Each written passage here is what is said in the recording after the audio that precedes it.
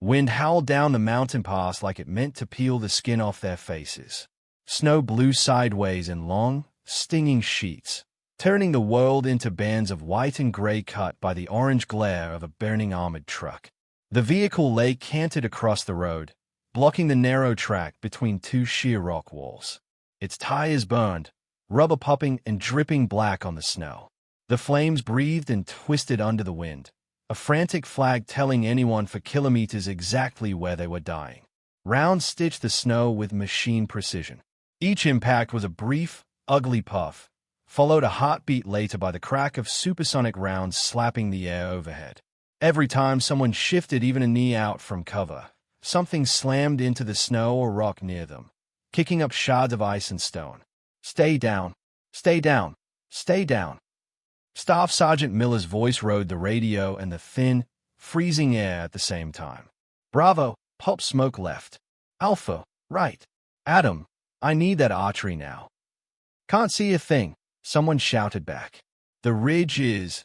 Jesus, the ridge is alive." The medic's gloved hands worked over the lieutenant's chest, plastic scissors and pressure bandage slick across fabric already darkening. The young officer lay half behind the smoking front axle, gasping, eyes wide with shock and cold. Steam from his breath turned thin and wispy in the frigid air. Most of the squad clung to whatever cover they could find. The burning truck, scattered rocks, the shallow ditch carved into the uphill side of the track. Above them, ridgelines climbed steeply on both sides, jagged and white, disappearing into blowing spindrift. There was nowhere else to go. Forward was blocked by wreckage. Backward was a narrow choke between rocks they'd just driven through. Up was bare, exposed snow and rock. Down was a long way to fall. Smoke out. A canister tumbled and hissed, vomiting thick gray pillars that the wind immediately grabbed and stretched thin. For a moment there was a semblance of cover, a veil between them and the ridges. Then the smoke shredded and thinned and the rounds came again, precise, searching, almost curious. Sergeant Nadia Rafik lay half-exposed behind a twisted rear tire, snow packed into every fold of her gear. The blast that had crippled the lead truck had thrown her sideways, bruising her ribs and ringing her ears. She tasted copper and burned rubber. Her rifle lay across her forearms, magazine seated, bolt checked, optic clay. She'd already done that twice. Now she was counting. 1 shot. 2.5 seconds. Second shot. Different echo. She let the pattern settle into her bones. One rifle cracked with a slightly flatter sound, the echo bouncing off the left wall of the pass. The other arrived with a sharper crack and a longer, colder tail from the right. Left-right, right-left. They alternated, adjusting between bites, nudging any exposed shape back into hiding. "Where the hell are they?" Someone snapped over the net, voice high with panic. Both sides, Nadia murmured into her collar MIC. No one heard her over the shouting. Another round hit the snow just ahead of her boot, throwing frozen dirt against her pants. She flinched and forced herself to breathe out slowly. She could feel her heart hammering against the plate carrier, loud as a drum. The trick wasn't to make it stop. The trick was to work around it. The world compressed to a tube through her optic for half a heartbeat. She swung it toward the far ridge, scanning higher than most people would bother. Wind raked across exposed rock, dragging plumes of snow from the lip of the ridge like smoke. There, just for a fraction of a second, a glint. Not a full flash of glass, but a strange, muted smudge of brightness where the sun hit ice at the wrong angle. It came from a patch of snow that was too smooth, too rectangular, piled against rock as though someone had placed it there, not nature. The same anomaly she'd seen that morning. The one she had pointed at with a gloved finger on the map and in real life, and been politely ignored. Another crack, and something hissed above them. Nadia's head snapped toward the source just in time to see a round punch through the slender mast at the back of the lost truck. The small dish at its top snapped, spun, then tumbled into the snow, trailing wires. A tiny, smoking crater marked where the bullet had exited. The radio in her ear flooded with static. Then, nothing. Silence. The background hiss of the satellite link vanished as if someone had reached down from the clouds and plucked the connection away. Miller swore. "Try backup." Local. Anything. The radio operator, Anders, already had his backup handset out, thumbed it, spoke. Thunder Actual. This is Hammer 2-1. Troops in contact. Grid. A shot cut in neatly. Anders jerked halfway up, then dropped like someone had cut his strings, the handset tumbling from his fingers, a red mist hanging an instant in the frigid air. Adam! Someone screamed. Get his kit! Get his kit! Miller barked, but his voice had a ragged edge now. We're black on hire. It's just us. The lieutenant's breath rattled. He reached up blindly until his hand found Nadia's sleeve. How many? He whispered. His face was gray, lips tinged blue. Snow dusted his eyelashes, clinging to the edges of his helmet. Nadia listened again, letting the next volley roll across the pass. One shot from the left ridge, low, checking along the ground near the burning truck. Another from the right, picking at the rocks near the ditch. They weren't just firing. They were probing, mapping. Two, she said quietly. Her voice barely carried over the wind and nearby groans. 2 rifles. 2 different rhythms. Working together. The lieutenant's fingers tightened weakly around her sleeve, then went slack. Someone yelled for a tourniquet. The medic cursed and kept working, eyes narrowed behind fogged goggles. Snowflakes melted on blood and cloth, vanishing as if they'd never existed. Nadia forced herself to look away from the lieutenant's face. She pulled her attention outward, the way she'd been taught. Read the terrain. Read the geometry. They were in a bowl, but not exactly. The pass narrowed where the truck now burned, pinching the road between rock walls only a few meters apart. Above that, the ridges sloped outward and up, creating a pair of curved lips like the edges of a funnel. Anyone in the throat of that funnel was exposed not just forward and back, but from both sides and slightly above. The truck, now a blazing wreck, sealed their exit. She traced the overlapping arcs in her mind, the left shooter's lane cutting across the front of the convoy, then tapering toward the rear, the right shooter's lane fanning out behind them, crossing the ditch and the back end of the stuck vehicle. There were no gaps that weren't already being walked rounds across. This wasn't luck. This was drawing. Someone had drawn this on a screen or in the dirt days ago. They'd walked the ground, picked the sight lines, and waited. Smoke's useless, Sarge, Corporal Hayden called from somewhere near the ditch. Wind strips it in seconds. Then we ride the gusts, Miller snapped. We time it. Another mortar shell thumped in the distance, closer this time. The ground bucked, snow leaping into the air in a white column. Shrapnel hissed and whined as it skipped across rock. They were being bracketed. One short, one long. The next would walk in closer. The kill box was closing from above as well as from the sides. Say's fading, the medic shouted. I need blood or has gone in 5. Miller hesitated, torn between his officer and his map. He peered through the swirling snow, then jabbed a gloved finger toward the pass mouth. We rush the wreck on my mark, he decided out loud, maybe to convince himself. We drag it enough to clear a lane, throw everyone through. They can't kill all of us. Nadia knew he didn't believe that last part. The way he stayed at the ridges said otherwise. She scanned again, forcing her breathing to slow. Beyond the glint on the far ridge, something else caught her eye. A dull gray hump tucked in a shallow scoop just below the skyline, no bigger than a man. It wasn't rock. It was too smooth. Thin rods poked up from it, barely more than icicles. A small antenna, half frozen, half buried. There, she thought. There's your clean silence. That's why the link died so neatly. If they stayed here, the mortars would walk them into meat. If they tried to rush, the snipers would scythe them down in the open. They had no air support, no artillery on call, no hire telling them where to go. They had her, and a route no one else would dare take. Her eyes tracked the left-hand wall of the pass, following the jagged line where rock met snow. About 30 meters forward, the wall broke into a steep, narrow chute leading up toward the ridge.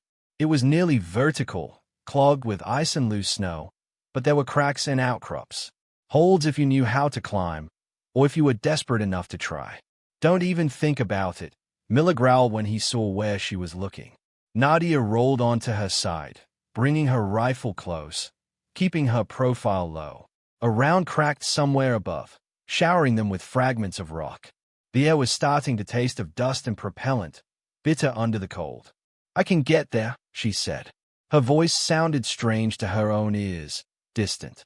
"If I move when they're cycling magazines, I can get to that chute. They're not watching that angle. Not yet. You stick your head out. You're dead," Miller hissed. "We wait. Higher will notice we've gone dark. They'll send. They don't know exactly where we are," she cut in. "Not anymore.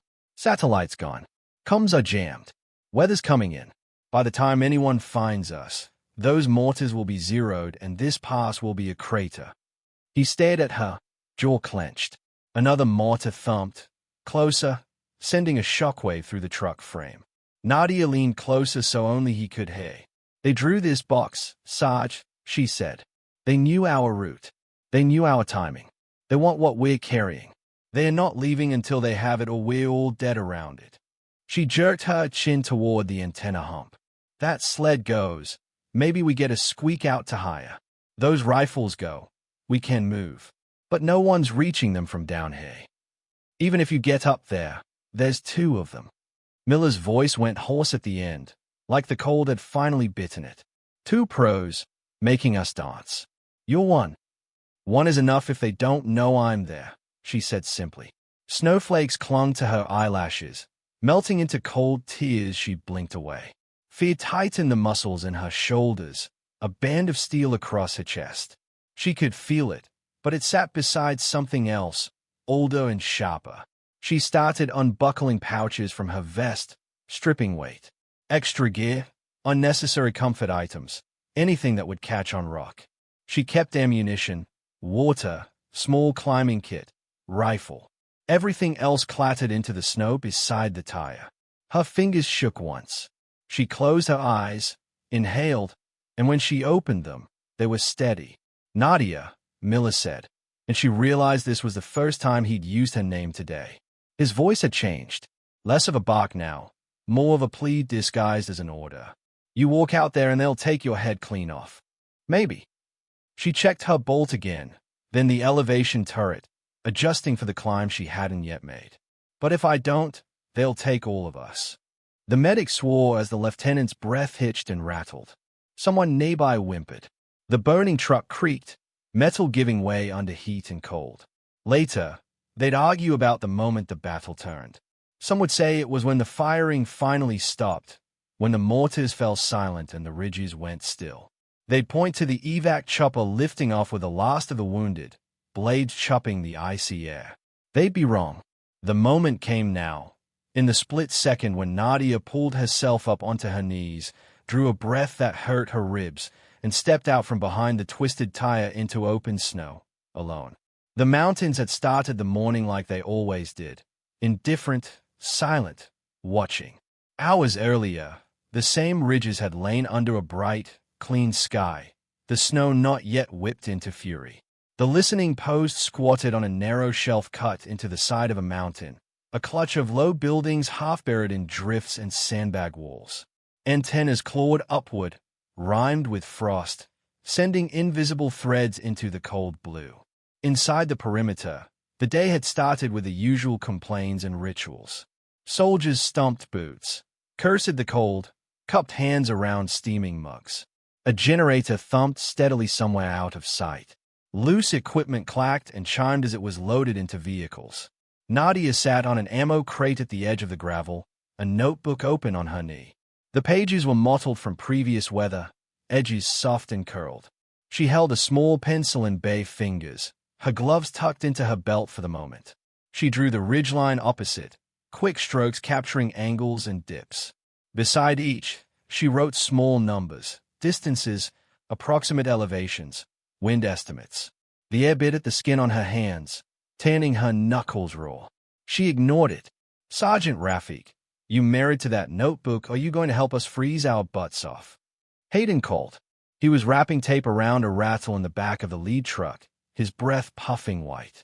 She obliged him with a thin smile, but her eyes remained on the line she was sketching. "If your butt is rattling, Corporal, I suggest seeing the medic." A few of the guys around him laughed. Hayden clutched his chest dramatically. Stone cold. This is what I get for trying to build unit cohesion. Hey, quiet sniper. Another voice chimed in behind her. You done counting snowflakes? She looked over her shoulder. Foe Sergeant Klein, the senior NCO responsible for the rotation, stood with his hands shoved into the pockets of his heavy jacket. His cheeks were wind-burned, his nose red. He nodded toward her rifle case, propped upright beside her. You just overwatched today, right? He asked. Babysitting the geeks and their magic box. Something like that, Nadia said. She closed the notebook and slid it into her chest pocket, then pulled on her gloves. Root's ugly. Good angles for someone who isn't us. Klein snorted. Root's fast. We're beating the storm. That matters more than your feelings about ugly. Intel says minimal enemy presence out here anyway. They don't like the cold. She almost said, no one likes the cold. But she bit it back. He was already walking away, barking something at the signals team.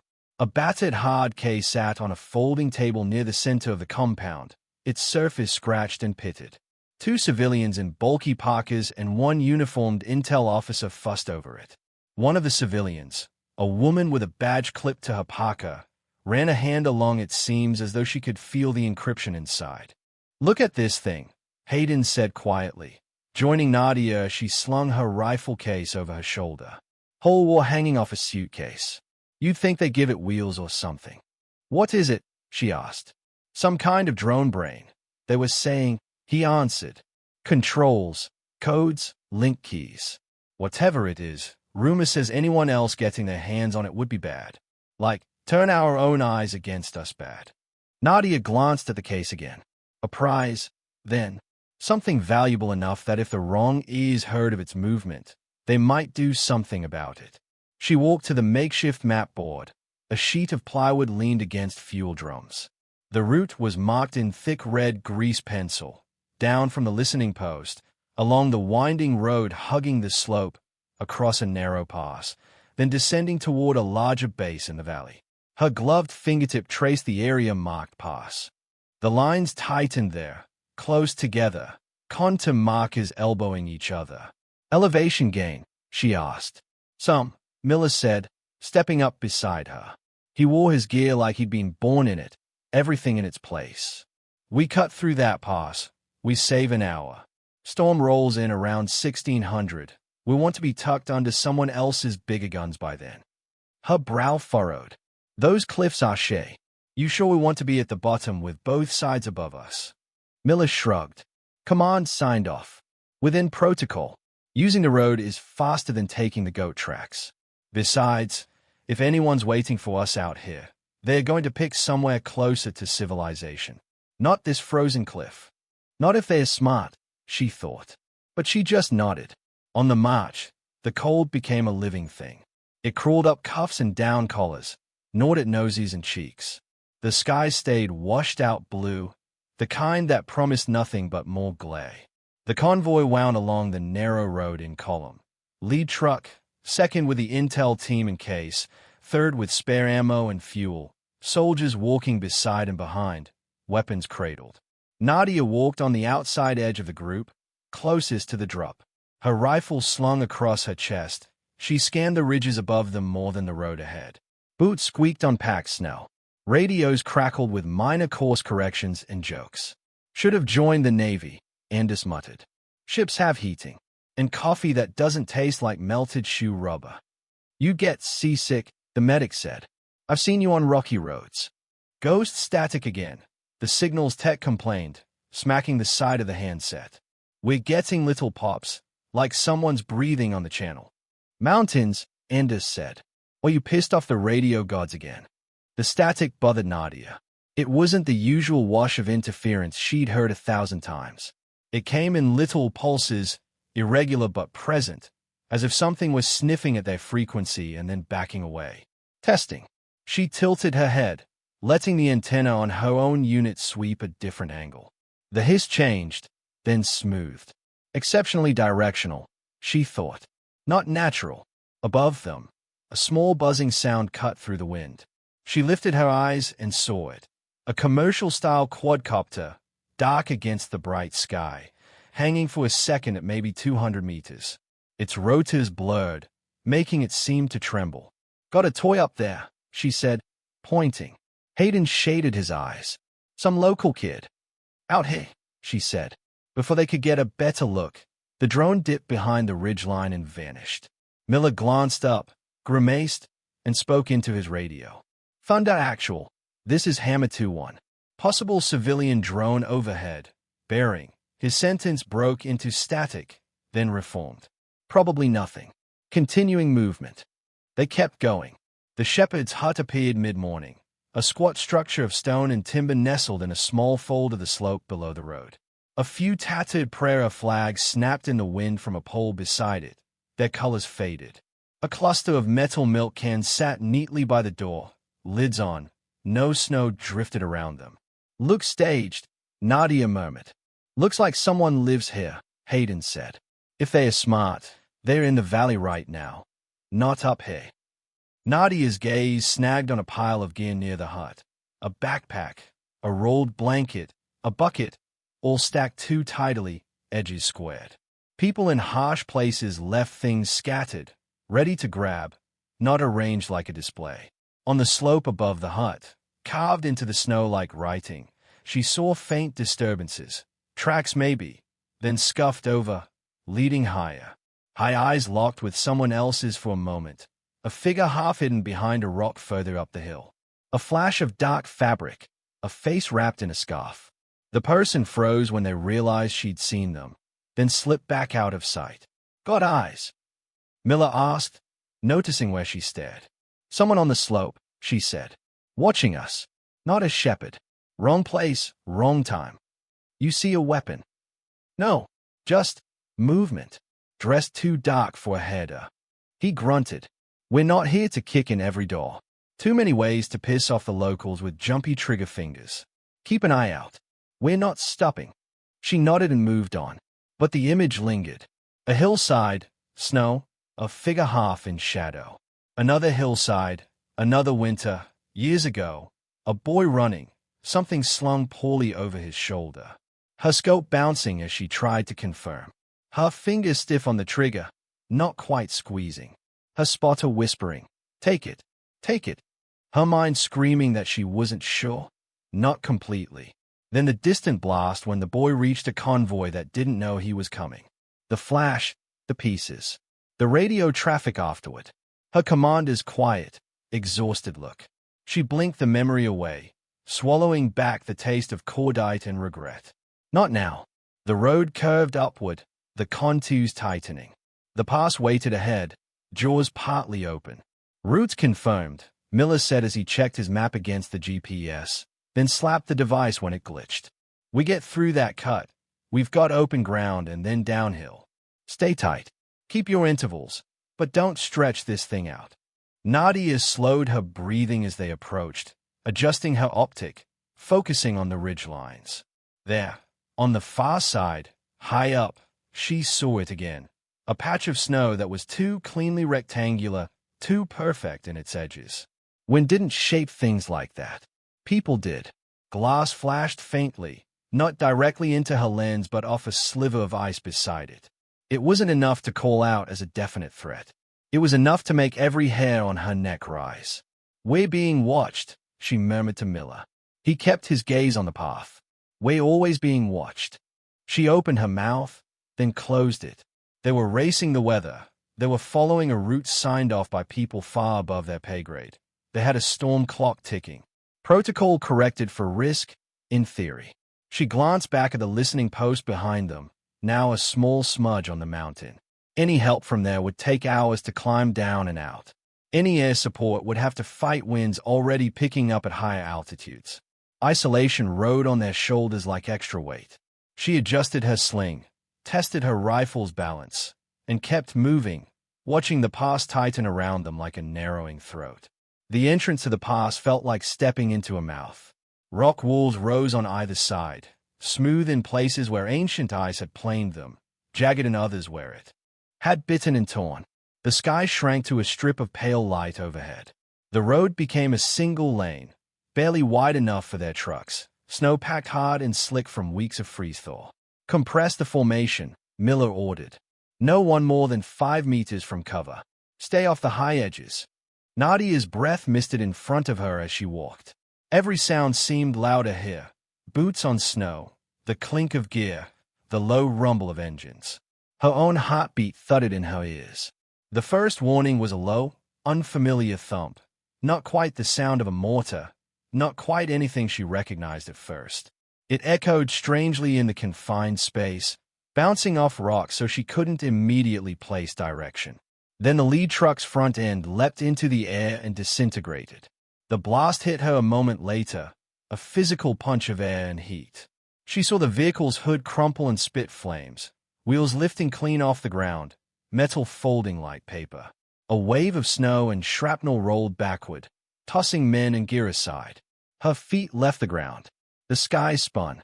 She hit the snow hard, her helmet ringing off buried rock. Breath shot out of her lungs in a painful grunt. For a moment she heard nothing but a high, thin whine. Then sound came back in pieces. Someone screaming, the crackle of fire, Miller shouting. The smell of fuel rushed over them. "Contact! Contact front!" he bellowed. "Ambush! Ambush! Get to cover! Get!" The first sniper shot cut him off mid-command, not by hitting him, but by punching a neat, round hole through the lower part of their radio operator's neck. Endis went stiff, eyes wide. Blood fountained briefly, instantly steaming in the frigid air, then froze into a red crust on his scarf and the snow where he collapsed. The handset flew from his hand, landing in the snow, its screen cracked. The line to higher filled with frantic static, then cut. At almost the same instant, a second shot snapped across the pass and shattered the small dish at the rear of the trailing vehicle, neat as if in a range demonstration. "Jesus Christ!" Hayden yelled, diving behind a rock barely big enough to cover his shoulders. "Snipers! Both sides!" Miller roared. "Get low! Get low!" The squad scattered to whatever cover existed. Some made it behind the burning truck, others to the shallow uphill ditch, a few to isolated rocks near the downhill edge. It felt random and desperate, like my scrambling when the lights turned on. A third sound entered the chaos, a long, distant boom. Snow rose in a geyser 20 meters behind them as a mortar shell hit short. Shrapnel hissed through the air, fragments whining off rock and armor, tearing divots out of the snowpack. "Mortars," the medic yelled. "They are walking us in." Nadia slid into the shadow of the truck's rear axle, her back against burning metal. She could feel the heat even through layers. The flames cast a wild orange glow that made the snow look dirty and wrong. Through the gaps in the smoke and wind, she caught the rhythm again. Crack from the left ridge, then a pause. Crack from the right, slightly different tone. They alternated, like two drummers trading beats. Every time a helmet rose above a certain line, rounds chased it back down. A hand reaching for a drop pack sparked impacts along its wrist. The shooters weren't just firing blind into smoke. They were watching, adjusting, controlling. A mortar landed short again, the blast punching her against the truck as though a giant hand had slapped the vehicle. The next one landed long, ahead of the wreck, sending up another caged plume of snow and metal. Bracketing, she thought. One short, one long. The next ones will be in the middle. On us. Smoke! Miller shouted. "Pop smoke, now!" Canisters rolled and hissed, trying to carve gray walls between them and the ridges. For a few seconds, the world turned thick and murky, shapes barely visible, sound dulled. Then the wind reached down the pass like a greedy thing and snatched the smoke upward, stretching it into ragged tendrils before shredding it completely. The snipers fired through the thinning veil, shots finding the right general zones as if they'd guessed the pattern from experience. Nadia prone-crawled a few centimeters to get a sliver of view past the truck's axle. Through her scope, she scanned up the left wall of the pass, past the obvious outcrops. The snow there had been sculpted recently. Little cornices trimmed back, shallow trenches in odd places. Patches where black rock should have shone through but stayed immaculate white. There, above and to the left of a jagged tooth of stone, she saw it. A small, hunched shape half buried in snow, barely a hump. Two thin rods poking up like dead weeds. a faint shimmer around them, as if the air was thicker there. A ground-based jammer, close enough to cover this whole stretch, far enough and sheltered enough to be safe from casual fire. She shifted right, following the lay of the snow. The unnatural rectangular drift she'd seen in the morning now resolved into a carefully dug fighting position. The snow had been cut like blocks and stacked, then dusted over to look natural from below. The rifle barrel, wrapped in white tape, extended only a fraction beyond, almost indistinguishable from a wind-carved line. A figure moved inside, barely more than a shadow. The sniper on the left, cycling his bolt, checking angles. A second shape behind him, a spotter with a tablet and a small set of binoculars. She swung to the other side. The right-hand ridge held a similar height, though this one sat slightly lower, angled to cut across where the road widened just past the wreck. That shooter worked a semi-auto rifle, muzzle flashing rhythmically. Between them, farther back, she could just make out the outlines of a mortar pit dug into a notch in the ridge.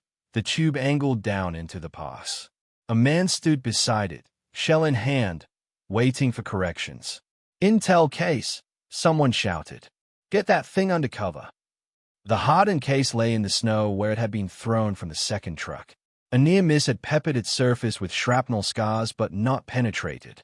Two soldiers crawled toward it, one dragging himself on elbows. A shot snapped into the snow just in front of the case, driving them back. "If that thing goes, command's blind up here," the intel officer yelled, breath thrusting in panicked bursts. "Our drones, our birds." "They are not guessing," Nadia muttered. "They are aiming at the case." Miller crawled over, dragging himself by his elbows, face smudged with soot and snow. "Say again." "They're guarding that case," she said. "Snipers check every movement toward it. Mortars walking us into a tighter circle. They don't care about killing us fast. They care about us staying here. Either they want to capture that module or make damn sure no one else uses it." A mortar landed closer now, the blast wave making the truck rock on its ruined suspension. Flames licked higher, heat intense enough to sting her cheek even from this side. The lieutenant, propped awkwardly against a tire, groaned as the medic pressed into his wound. His breaths came shallow and fast. "So, I need you to hang on," the medic said, voice breaking. "Don't do this to me right now." The lieutenant reached blindly, fingers brushing Nadia's sleeve. His eyes found hers, pupils huge against the pallor of his face. How many?" he rasped. "Two snipers," she answered, "working with a mortar team and a jammer. They've done this before." He managed a weak nod, gripping her wrist once, almost like passing something to her. Then his hand slipped away. His eyelids fluttered. "We're out of time," Nadia said quietly. Miller swore under his breath, then spat into the snow. "I'm not sending anyone up those walls," he said. "We'll hold here. We keep our heads down. Higher will." "Higher can't hear us," she reminded him. "They killed our antenna. They are jamming our backup. And there's a storm behind all this on the way. Look." He glanced up. The sky at the far end of the pass had darkened slightly, cloud piling up like bruises on the horizon. "Even if Higher figures out we went quiet," she said, "they don't know exactly where we are. We could be anywhere along this road. Are they going to drop rounds blind and hope they hit the right mountainside? Not with that case out here." He didn't answer. "They set this up days ago," she continued. "They knew our route. They prepared the hides, the mortar pit, the jammer. This pass is where they want us. They won't break contact, not until they get what they came for." "And what's that?" he snapped. "The case? The intel team?" "Both," she said. "Maybe footage of a wiped-out NATO convoy too. Prove to their people they can hurt us, humiliate us, get propaganda and capabilities in one play." Another mortar round hit, closer than any previous. Snow and rock fragments raked over them. The truck frame groaned. A piece of metal whirled past and buried itself in the snow beside Miller's knee. He flinched. "We try to rush the wreck. They cut us down," he said. "We sit here. They dial in those tubes." Nadia shoved a half-empty magazine deeper into a pouch, then checked the small climbing kit strapped to her belt. Thin rope, carabiners, a few eye screws. She'd taken grief for packing it earlier. "You see that chute?" she asked, nodding along the left wall of the pass. The narrow gash in the rock, choked with ice. It runs up to just below their hides. Terrain's terrible, but it's not impossible. They're focused on the trucks and the road, not the vertical. "You go up there, you're exposed the whole way," he said. "Not if I move with their rhythm," she said. "I've got their shot cycle down. 11 seconds between each pair when they're switching focus. More when they're adjusting for mortar calls. If I time it right, I move when they're in their glass and not on their triggers." "And when they adapt?" he asked. "Because they will, once they figure out someone's climbing to kill them." She lifted a shoulder. The motion felt heavier than a shrug should. "Then I hope I got enough of them first." "You go without comms," he said. "You lose line of sight with us. You're alone up there." "We're already alone," she said. "We just haven't admitted it yet." His eyes searched her face, maybe for fear, maybe for hesitation. He found both, but led over with something else, a kind of stubborn clarity. She knew what scared her, and she was going anyway. Others around them listened with one ear, eyes flicking between the Ridgies and their sergeant. Someone muttered, "She's crazy." Someone else whispered, "Let her try. We're dead anyway." Miller swallowed, throat bubbling. Snow clung to his lashes. "This is against every book I've ever read," he said. "Books weren't written for this pass," she replied. Silence hung between them for half a second, broken only by the wind and another distant mortar thump. "Fine," he said finally, voice rough. "Go. If you see a way to kill that jammer first, do it. We get that sled offline. Maybe we can scream loud enough for someone to hear." She nodded.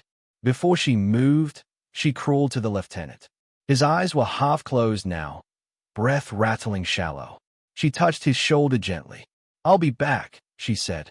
He made a faint sound, hand fumbling, then managed to find her wrist again. His grip was negligible, but the intent was there. The handoff, the lieutenant's responsibility sliding onto her shoulders without ceremony. She let it settle there, heavy and cold. Then she pressed her cheek briefly against the hot, soot-streaked metal of the truck, drew one last steadying breath, and waited. Left crack, right crack, mortar boom. She counted to 4, muscles coiling. On 5, she pushed off the snow and ran.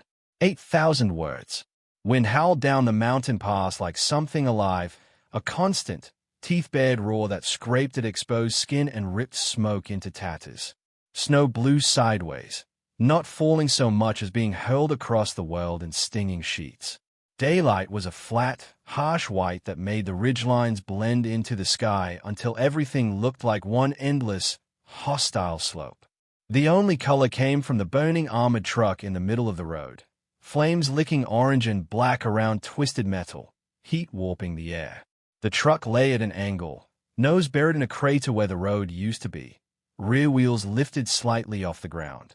One door hung open, flapping when the wind grabbed it, banging a dull metal heartbeat against the ruined body. Black smoke coiled upward, snatched and spread thin by the gale. Around it, a small NATO patrol clung to whatever scraps of cover they could find. Some were pressed flat behind the wreck, backs to hot metal, blinking against sting and heat. Others hugged knee-high rocks at the edge of the road or lay prone in the shallow ditch carved into the uphill side of the pass. Snow had been churned into dirty slush where bodies had fallen and been dragged. Round stitched the snow with surgical precision. Each impact was a sharp, ugly puff followed by the delayed crack as the sound caught up. Every attempt to move, an elbow creeping out, a helmet lifted even an inch too high, drew a shot that shaved rock or exploded a patch of ice. "Stay down. Stay down. Stay. Hell." Staff Sergeant Miller's voice tore through the chaos, half over the radio, half shouted across the pass. "Bravo. I need smoke on the left. Alpha, 2 and 3. Cover the rear. Adam, pressure on that wound now." The medic grunted in answer, his hands already buried under the lieutenant's torn plate carrier. The officer lay half-propped against a tire, blood seeping between the medic's fingers, breath coming in short, icy puffs that barely stirred the air. Someone near the ditch screamed, "The ridge is alive." "It's all." A shot cut the sentence in half. Snow and rock burst in front of the voice. The scream turned into a choked cough, then stopped. Sergeant Nadia Rafik lay half-exposed behind the twisted rear axle of the burning truck. Snow packed under her and smoke sucked past her face. Her cheek tingled where wind-driven ice had stripped a layer of skin. Her ribs ached from where the earlier blast had slammed her sideways. None of that mattered. Her rifle rested across her forearms, stuck snug into her shoulder. She had already confirmed the magazine twice, checked the chamber, wiped eyes from the optic lens with a gloved thumb. Now she was counting shots and timing the spaces between them. Crack. Left ridge. Different echo. Deeper. A fraction lower. 2.5 seconds. Crack. Right ridge. Sharper. Longer tail. Another 2 seconds. Mortar boom in the distance. A dull thump that made the truck's frame vibrate. The pattern repeated. Not perfectly, but close enough to map. Left shooter. Pause. Right shooter. Longer pause for adjustments. Back and forth. A grim metronome. Where the hell are they? A voice panicked over the net. The words came out too fast, too high. Nadia didn't answer. Not yet. Her world was narrowed down to sight lines and geometry. She let her gaze move, careful and controlled. The pass was maybe 30 meters wide here. The road a strip of packed snow pinned between. 2 sheer walls of rock that clawed up toward the clouds. The slopes above were a skin of hard snow stretched over jagged bone.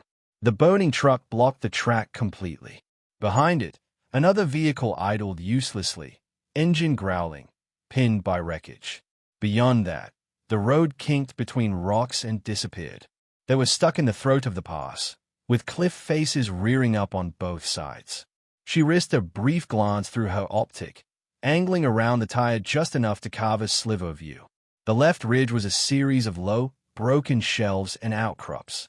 Snow clung to them in drifts, sculpted by weeks of wind. But some of those shapes were wrong. Too straight, too clean. A rectangular drift with sharp edges where nature tended to round and soften. A faint glint blinked near that drift. Not a clear flash of glass, but a smear of brighter light where sunlight bounced off an ice-crusted surface at an odd angle. The same anomaly she'd seen earlier, mere specks against the ridgeline from the safety of the road. Now, under fire, it resolved into intent. Crack! A shot hit the road near the back of the second truck. Someone yelped and ducked. Her radio squawked with static and half words. Thunder actual. This is contact, grid, say again, say. A shot from the left, cruelly precise, shattered the handset in the radio operator's hand. Blood and plastic sprayed his chest and the snow behind him. Enders folded almost gracefully, knees buckling, eyes vacant before he hit the ground. Nadia flinched. The little green indicator on his radio went dark. Almost before she could process that, another shot from the right ridge took the small satellite dish off the mast at the rear of the convoy. The dish spun away, trailing wires, then disappeared in the snow with a dull thud. The constant background hiss in her earphones cut out. The net went from overlapping voices to a dead, unnatural quiet that made the wind seem louder. Miller swore, short and vicious. "Back up, Frex," he snapped. "Get me anybody." Nobody answered. The backup handset Anders had carried was already lying half-buried near him, useless. The jammer was doing its job. The lieutenant coughed, red froth flecking his lips, and pawed weakly at the air. The medic pressed harder on the wound, muttering encouragement that sounded more like orders to himself than comfort. The lieutenant's hand closed on Nadia's sleeve. "Ow, how many?" he rasped. His voice was barely audible over the wind, but close enough that she could feel the vibration. She listened. Another crack from the left, another from the right. Different velocities, different echo signatures, different positions, but coordinated. "Two," she said quietly. "Two rifles. Two pros. They are talking to someone with that mortar, maybe through a drone. They are working together." The lieutenant's fingers tightened, a feeble squeeze that might have been approval or might have just been reflex, then slipped away. His eyes rolled, eyelids drooping. Nadia forced herself not to watch his chest. She couldn't afford to see whether it rose again. Another mortar shell hit, closer this time. The explosion sent a jagged crack up the rock wall, showering them with powder and shards. The truck rocked again, flames flaring higher. She flattened herself as far as she could, feeling the heat lick across her shoulders. The air smelled like burned rubber and hot metal, layered over the sharp, clean bite of snow. They were in a box someone had drawn very carefully. The wrecked truck at the front sealed off any quick break forward. The surviving vehicle behind it had nowhere to go. The rock walls flanking them rose almost vertical, smooth enough that only climbers or mountain goats would consider them a route. The ridges above were perfect for anyone wanting to shoot down into a confined channel. Overlapping fields of fire, limited cover, no lateral movement. No exit that didn't involve running straight through someone's crosshairs. Nadia let her mind overlay lines on the landscape. The left sniper's lane swept the front half of the kill zone, then tapered back toward mid-convoy. The right had more reach into the rear and the ditch. The mortar team, somewhere out of direct sight, lobbed shells in a bracket pattern that was tightening with each shot. Someone had walked this ground before. They had picked those hides, carved them, tested them. They'd mapped angles with a care bordering on affection. They hadn't just stumbled onto a patrol. Smoke out. Miller snarled. A couple of soldiers fumbled at their belts, pulling smoke canisters free with stiff fingers. The cans rolled, hissed, and erupted into billowing gray clouds that gave an illusion of safety. For a few blessed seconds, the world was blurred, reduced to vague shapes and shadows. Then the wind reached into the pass and tore the smoke apart, dragging it upward and away until the air was clear enough again for the snipers to resume their search. Shots probed through the thinning haze, carving lines where people had been crawling moments before. Smoke's useless. Hayden yelled from behind a chunk of rock that barely covered his torso. Wind stripping it in seconds. Then time it with the gusts. Miller shouted back. We ride the edges. A mortar whistled overhead and slammed into the pass just beyond the wreck, blasting a hole where they'd been thinking of running. Shards of rock and metal ticked against helmets and armor. Nadia pressed her lips together until they hurt. The squad was compressed into the only bits of cover available, all within the arcs of those rifles. The medic couldn't move the lieutenant without exposing both of them. The intel team huddled around the hardened case, trying and failing to drag it beneath the partial protection of a wheel well. Another crack from above sent a spray of shrapnel across the case, scratching its armored skin. One of the intel officers swore in a thin, cracked voice. If they trash that, he yelled toward anyone who would listen, we'll lose half our drone network in this sector. They'll blind us. Nadia's gaze snapped to the case, then back to the ridges. The pattern made more sense now. The snipers weren't just killing whoever moved first. They were prioritizing the case, punishing any attempt to reach or move it. It wasn't just about annihilating the patrol. It was about what they carried. The module, the one the civilians had touched like a relic back at the listening post. The brain that guided drones and tied the sky to their side. She pictured an enemy video, a destroyed NATO convoy in a snowy pass, a captured case pried open, documents and circuit boards laid out on a table while someone boasted into a camera in front of a flag. A narrative of power, of humiliation dealt upward. Another mortar hit, even closer. Snow rained down on them. The truck's engine block finally gave up, its growl dying in a low, mechanical sigh. We wait, we die, Nadia said, more to herself than anyone else. Miller heard her anyway. He crawled closer, using the burning truck as cover. What? He demanded. His face looked older under the soot, the lines at the corners of his eyes deeper. They drew this box, Sarge, she said, nodding toward the ridges. They knew our timing. They knew we'd be funneled here. Those hides didn't appear overnight. You're saying we've got a leak? He asked. I'm saying someone with a brain picked this pass and set all this up for a reason, she replied. They're not going to get bored and leave. Not when they're this invested. He clenched his jaw, staring at the ridges like he could will them into missing. We can't go back, he said. Roads too narrow to turn, and we'd be reverse driving under fire. We can't go forward. We can't climb those walls with this gear. Not all of us, she agreed. Not as a unit, but one. He glared at her. Don't start. Look at that chute, she said, ignoring his tone and pointing with a gloved finger along the left wall. A narrow gash cracked the rock about 30 meters ahead, filled with ice and loose snow. It runs almost straight up to that shelf just below their hides. Bad terrain, but climbable if you're not hauling half a truck on your back. You step into that open. He shook his head. They'll take your leg off before you hit 10 meters. Not if I move when they're not looking, she said calmly. They're alternating fire and calling in mortar corrections. Their attention's going here, then here.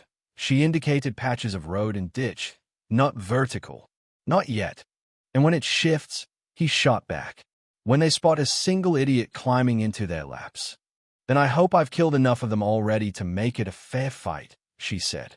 A mortar shell detonated far back down the road, maybe a miscalculation or test. The concussion rattled through her bones. He looked at the lieutenant, at the medic leaning over him, at Anders' crumpled body near the broken radio, at the hardened case getting chipped by stray fragments. The wind gusted, stirring smoke and snow, making them all cough. This is insane, he muttered. Staying here is suicide, she replied. Let me try insane first. How are you even this calm? He demanded. And there was an edge to it that wasn't quite accusation, but close. Everyone else is one bad second away from losing it. And you're over here doing geometry. Something in her chest twitched at that. A memory tried to rise. A different mountain. A different winter. The image of a skinny kid running.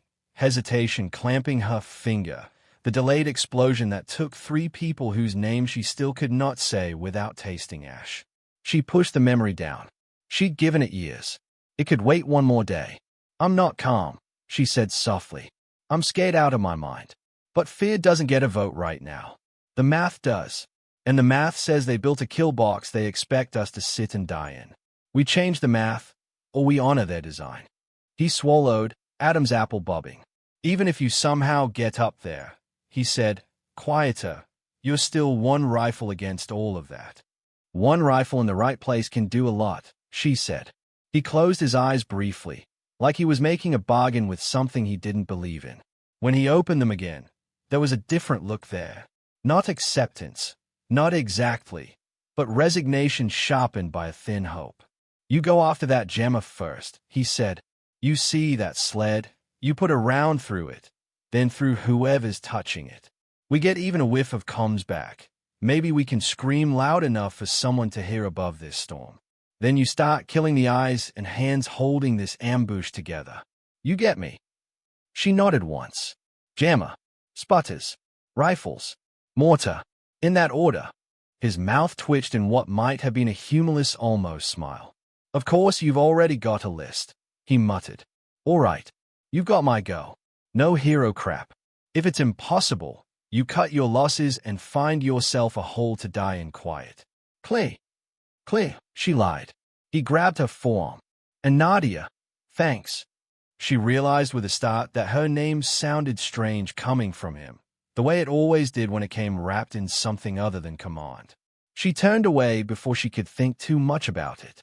She stripped off anything that wasn't critical, extra magazines, sure, but no bulky tools, no spare clothing, nothing that could snag on rock. She cinched her sling tight, tested the weight of a rifle one more time, and felt the world compress around her. She listened to the rhythm. Left shot, right shot, mortar, pause. Later, she knew, they would argue over when everything changed. People would swear it was the moment the last sniper fell or when the chopper's skids left the snow. They would point to footage, to timestamps, to maps. They would be wrong. The moment came when she exhaled, felt fear and something older settle inside her bones, and then pushed off the wet, dirty snow and stepped into open ground, leaving the relative shelter of the burning truck behind. The cold hit like a wall without the heat of the wreck shielding her. Wind clawed at her face, tried to push her sideways. The roar of it built in her ears, in her head, until everything else seemed muffled. She moved low, not quite sprinting. The snow was too treacherous for full speed, but fast enough that her own boots struggled to find purchase.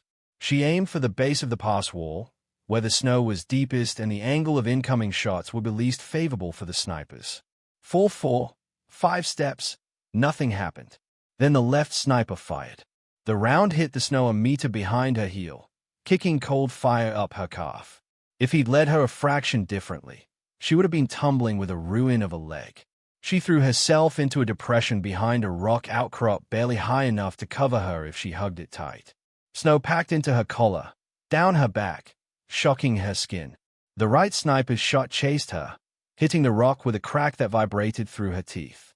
Chips of stone stung her cheek and jawline. She tasted grit and blood where a sliver had sliced her skin. "Keep your head down," someone yelled from behind, distant to her now. She didn't answer. She was busy counting, already rotating the map of their fire in her mind, aligning her next move with the rhythm. Crack. Mortar boom. Delay. 1, 2, 3. She pushed off again, legs burning, breath loud in her ears. She hugged the wall as much as possible, using every jagged protrusion as shade, every little dip as an excuse to drop her head for a fraction of a second. The snipers were adjusting. Shots walked along the wall behind her, closer each time, but she had stolen a couple of seconds by moving earlier than they'd expected. They were predicting a panicked rush, not a timed dash. By the time she dove behind a larger protrusion near the mouth of the chute, sweat trickled down her spine despite the cold.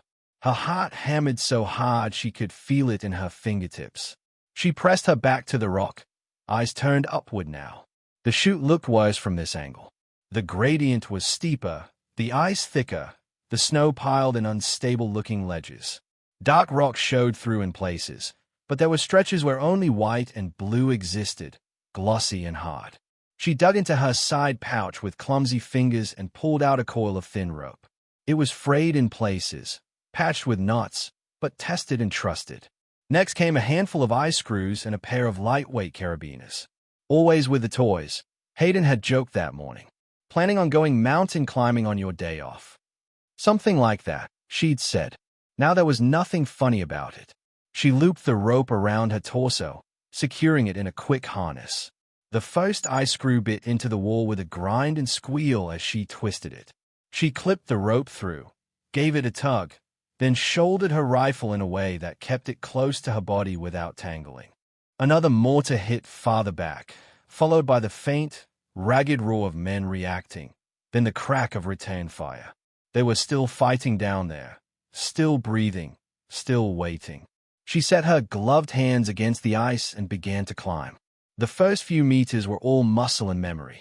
Training courses on safer slopes came back to her as she kicked her boots into the ice, feeling for purchase, trusting edges that were barely wide enough for the front of a boot. One step, then another, weight shifting, rope sliding. The wind hit harder up here. It grabbed at her pack and rifle, trying to lever her away from the wall like a hand on her shoulder. Snow pelted her face from the side, forcing her to squint. Her lashes gathered ice crystals. The world below shrank with each meter. The wreck turned into a charred toy, the figures around it into insects crawling in slow motion. The sound of gunfire echoed strangely now, flattened and twisted by the rock and snow. A shot cracked nearby, closer than before. A chunk of ice splintered just above her left hand, sharp shards pinging off her helmet and goggles. The ledge under her right foot trembled. She froze, hugging the wall. Her breath came in quick, white bursts that clouded her vision for a moment. She pressed her cheek against the cold stone to steady herself. They'd seen something. A flicker of movement, a shimmer in the air. The left sniper had taken a speculative shot. She couldn't climb like she was sprinting anymore. Up was slower by nature. She would have to blend into the wall as much as possible. She moved upward in smaller increments, pausing between them when the snipers fired, listening for the rhythm again. They still alternated. Their focus remained on the kill zone below, but she could feel their attention shifting, like a searchlight starting to sweep the horizon instead of just the ground. Halfway up, a gust hit her hard enough to shove her sideways, ripping her right foot free. For a terrifying second, she swung on the rope, body slamming back into the ice. Her rifle knocked against the rock with a sharp crack. She swore under her breath, teeth clenched. Pain flared across her ribs. She groped for a hold, fingers numb inside her gloves. The crack on the optic's outer rim made a weird, high sound, more felt than heard. She glanced down at it, heart seizing, but the glass seemed intact. When she looked through it quickly, though, the world had a slight blur at the edges. The picture wasn't as crisp. The magnification felt off by a hair. Great, she thought. Less clarity just when I need more. Her rangefinder beeped once. Then the screen died entirely. The cold had eaten the battery. She clipped another screw, more by feel than sight, and kept climbing. Below, the cadence of mortar fire changed. The intervals shortened. Someone must have fed better coordinates to the team on the ridge. Explosions came in a stuttering pattern that stepped toward where the convoy huddled. In her mind, she drew an invisible clock on that pattern. You've got minutes, not hours, she told herself. The storm's moving in. The mortars are closing the circle. You can't afford to think in perfect ballistic tables. You're going to have to feel this one. The chute narrowed higher up, squeezing her between rock walls so close she could brace herself with her shoulders. It made climbing easier in one sense, less chance of falling entirely away. But the funnel effect intensified the wind and snow. It screamed down the gap, trying to rip her goggles off. She paused on a small, slanting ledge to catch her breath. The ledge was barely wider than her hips. Her boots hung partly over the edge, front points dug into a thin crust of ice. All around her, the rock was coated with a translucent sheen that reflected light faintly. The drone's buzz rose under the wind, a mechanical insect whine. It grew louder and changed pitch as it moved closer. She flattened herself against the rock, smearing snow across her shoulders and helmet, breaking up her outline. Her heart tried to punch its way through her ribs. She shut her eyes for 3 slow breaths, in and out, counting each heartbeat. The drone's shadow flickered across the snow beside her. Its rotors thumped the air in short little beats, like a portable set of wings. It hovered briefly, moved a little left, a little right, then drifted on. It hadn't gotten close enough for a clean visual. Maybe its thermal camera saw only rock and drift, her body heat muted by the snow she'd pulled over herself. When its sound faded, she exhaled the air she hadn't realized she'd been holding. She made herself think about that other hillside, the one from years ago, just long enough to taste where the fear led. Back then, she'd overthought the shot, weighed probabilities, hesitated. She'd wanted to be absolutely certain before she pulled the trigger, and in the time she'd spent chasing certainty, 3 friends had died in a fireball. The lesson hadn't been that you always shoot. It had been that in combat, certainty was a luxury no one could afford. You waked with the data you had and accepted the cost of being human afterward. Not today, she whispered to the old ghosts. You don't get this pass too. She climbed higher, muscles burning now in her forearms and calves, fingers numb and clumsy in her gloves. Her shoulders ached from the strain of hugging the rock and from the recoil of the few covering shots she'd fired earlier. Every inch upward felt like it took a year. Finally, the chute widened into a small, precarious shelf not far below the ridgeline. Snow had accumulated there in a shallow pocket, sculpted by the wind into a sloping lip that looked like it might collapse if she sneezed on it. Beyond it, the rock rolled gently up toward a line where the sky and snow met. She hauled herself onto the shelf and lay still for a moment, chest heaving. From here, the view into the pass was almost surreal. The convoy looked tiny, the burning truck a smear of orange and black. The figures around it moved in disjointed, jerky motions when they moved at all. Explosions blossomed and faded like brief, deadly flowers. She edged forward on her belly until the lip of the shelf gave her a line-of-sight angle upward and laterally. Across the pass and slightly above, she could now see into the enemy's world. The left sniper's hide was a cunning work of snow and intent. From below it had looked like just another drift. From here, she could see the cut blocks stacked to form a low wall, reinforced with ice, camo netting draped and then frosted over to blend in. The shooter lay behind his rifle, cheek pressed to the stock, eyes behind scope. Next to him, his spotter clutched a small tablet and binoculars, wires running from the tablet to a radio unit half buried in the snow. The right sniper's hide, across the gap, mirrored the first with small variations. Semi-auto rifle. Slightly different angle. He had more freedom of movement, but less protection. Behind them and slightly lower on the ridge, the mortar team huddled around their tube. One man loaded rounds. One aligned the base plate and spirit level. Another stared through a simple optical sight down into the pass, calling corrections. A cable ran from his position to the same hump she'd seen earlier, the jammer. The jammer was even uglier up close. It sat on a low sled carved into the snow, a squat gray box with fins and protruding metal rods, power cables snaking into a battery pack nearby. Frost clung to its edges. Thin heat waves shimmered above it. Beyond that, hugged against a rock outcrop, a cluster of 3 men moved with an authority the others didn't. One wore a headset with a boom mic. Another had a larger radio pack. The third, the one in the center, had a tablet and a pair of range-finding binoculars. His jacket was a better cut, his gear arranged with a practiced hand. He gestured sharply as he spoke, jabbing fingers toward the pass, then at the sky. The enemy commander, she thought. The brain behind the box. The one who'd drawn this geometry in his head and then on the ground. Her damaged optic blurred the far edges of the scene, but she had enough clarity to work. Her rangefinder was dead, but she'd walked through this area in her mind that morning with a notebook. She knew approximate distances. The ridgeline across was maybe 600 meters. The hides themselves, slightly up or down from that. She checked her remaining magazines. They were fewer than she wanted, more than she feared. Enough for a plan, not enough for mistakes. Jammer first, she murmured to herself. Then the spotter closest to my people. Then the rifle that owns the case. Then the other shooter. Then the mortar's eyes. Then whoever's left. The question that had nagged at her for hours, what exactly are they doing, what do they want, had answers now. They wanted the module. They wanted the footage. They wanted to show they could shut down satellite comms, isolate a patrol, and carve it up while higher headquarters listened to static. You don't get that, she thought. Not today. She eased her rifle over the lip of the shelf, careful not to silhouette it against the sky. The stock nestled into her shoulder like an old friend. Her cheekbone found the familiar groove on the comb. Her breathing, ragged a moment ago, slowed. Wind tugged at the barrel, at the sling. She measured it by feel on her face. Full value from left to right, gusting.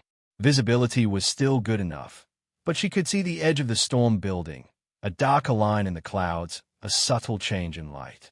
You won't get a better window than this, she told herself. She settled the reticle on the jammer operator. A man crouched over the panel with gloved fingers making adjustments. He looked cold, stooped, focused. He thought he was out of reach. She exhaled half a breath, let the noise of the wind carry away the rest, and gently pressed the trigger. The rifle bucked into her shoulder.